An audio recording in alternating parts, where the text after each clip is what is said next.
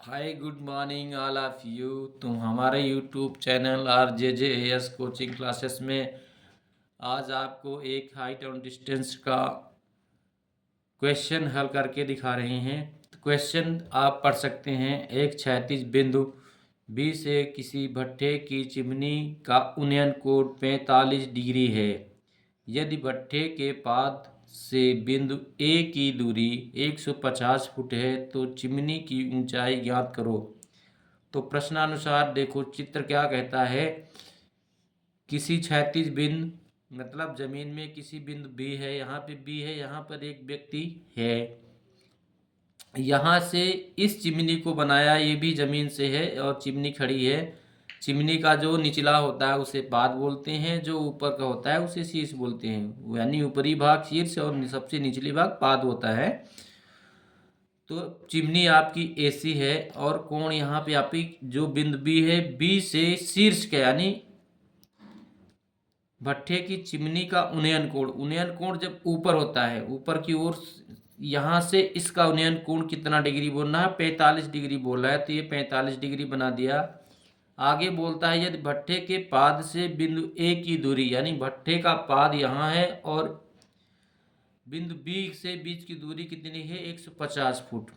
यहाँ पे वही बोला यदि भट्ठे के पाद से बिंदु बी की दूरी, बिंदु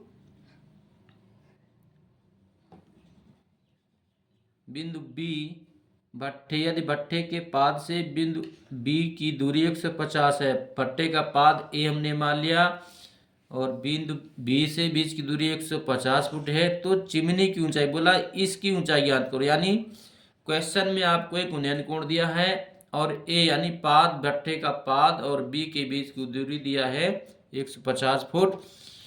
तो बोल रहा है भट्ठे की ऊंचाई ज्ञात करो। तो भट्ठे की ऊंचाई के लिए देखो फार्मूला हमने सीधा सीधा लगता है इसमें।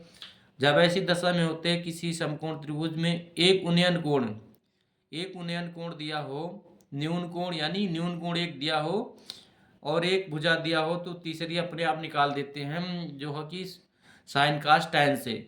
तो यहाँ पे लंब बटे आधार का फार्मूला है, तो लंब बटे आधार टैन में होता है। यानी भुजा AB बराबर कितना दिया, 150 फुट लिख दिया। कोण ABC यानी बी दिया है आपका 45 डिग्री लिख दिया।